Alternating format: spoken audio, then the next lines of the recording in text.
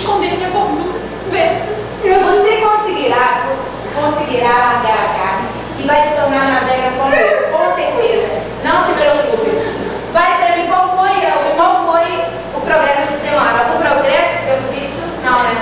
Bebe, não, Bebe. Você tem que acreditar em mim, porque se você não acreditar em mim, ninguém vai acreditar. Eu acredito, querida, eu acredito.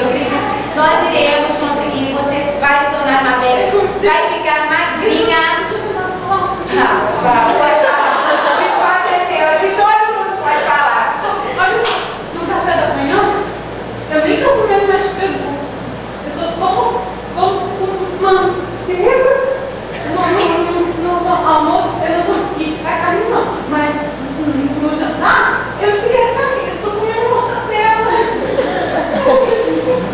É um almoço, não é? Porque eu tirei a carne do jantar, menos ali, mas fiquei com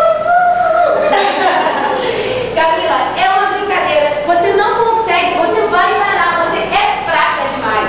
Você vai conseguir. Com apoio aqui de todo mundo, a gente vai dar um apoio. Fala assim pra todo mundo, eu quero ser vegana. eu quero ser vegana. Eu quero ser vegana. Eu quero ser igual a você. Eu quero. E você será, com certeza. Pode.